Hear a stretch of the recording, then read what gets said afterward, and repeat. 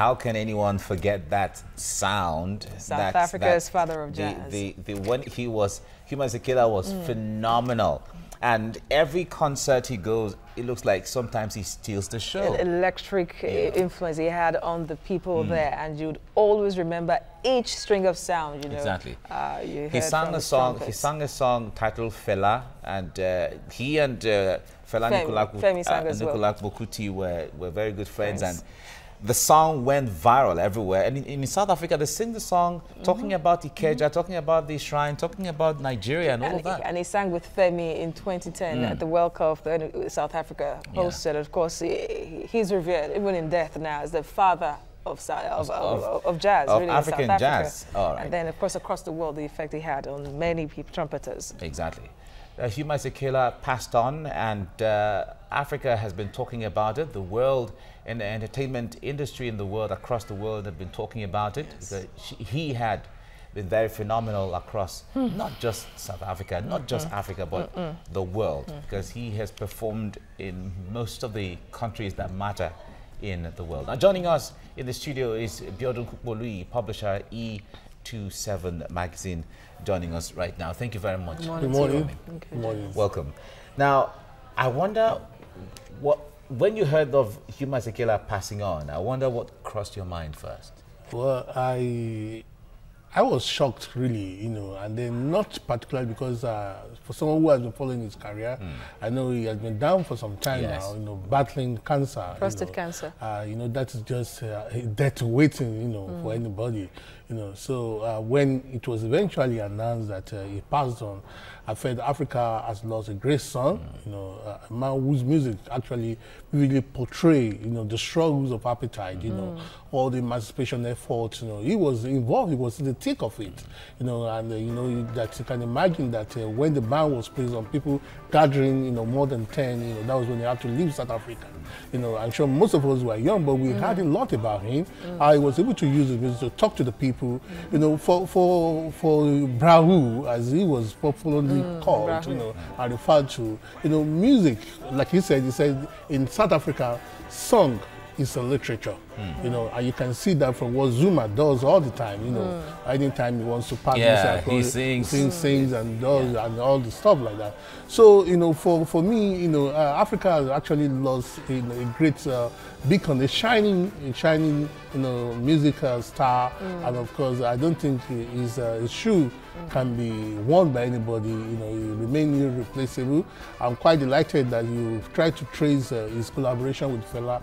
You know, that was in the 70s when he came to Nigeria, and he actually did an album using some local musicians in Nigeria, like the likes of you know, OJ, you know, though there is a little problem with them anyway, because I was able to talk to OJ then, you know, I mean, when after some year, when OJ also returned to Nigeria, you know, I was on Punch then, and of course, he made mention of the fact that he used one of his songs, you know, that is, you know, Coming Back Home, you know, you know, and then of course, another American artist also used it, anyway, Lamondoza also used it, you know, but then until OJ forgave him because he wanted to make a trouble with him when he came to Nigeria, you know, recently.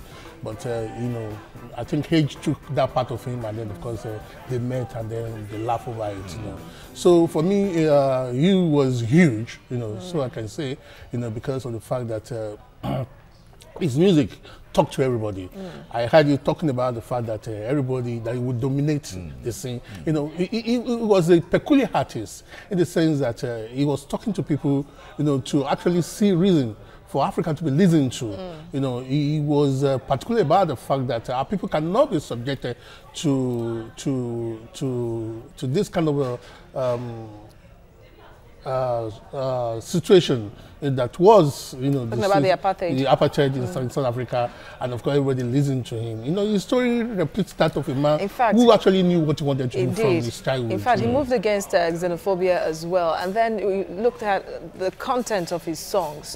You learn a lot. There were always protest songs, kind of, you know, calling for freedom of the black race, the emancipation of the liberation of the black race. So what can young musicians now across the country learn from someone like this? Because the the airspace have been awash with so many songs that you cannot even sing on air without running foul of NBC codes, really. So what lessons can they learn on the powers they wield and how to use them effectively? Well, the lesson there is, if you want to last, you want to be indelible, you want to be your name to be etched on the sand of time, you have to sing songs that connects, with situations, with the people and places.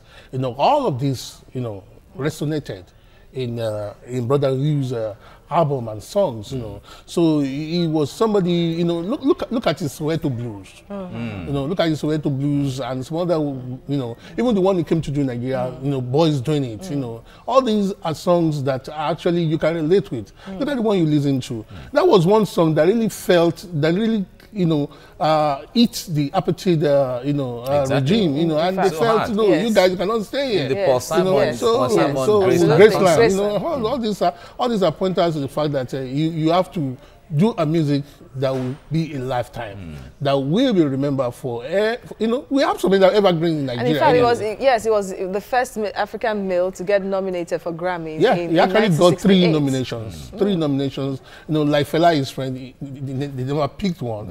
But that's even topped the Billboard 100. Yeah, with his song from Grace in the Grass.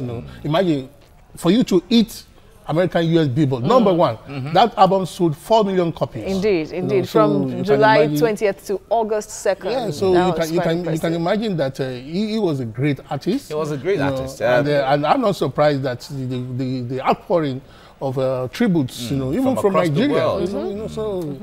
Well, certainly Hugh Maseleka, great icon like Miriam Makeba, Lucky Dube, and even the group Ladysmith Black Mambazo from South, they are all phenomenal. But all of these people, including the group Ladysmith Black Mambazo, have really sang to impact on the collapse of apartheid and inequality. But however, if we make comparison with how things are going now, South Africans are still complaining of inequality. In fact, the inequality in South Africa is still very sharp.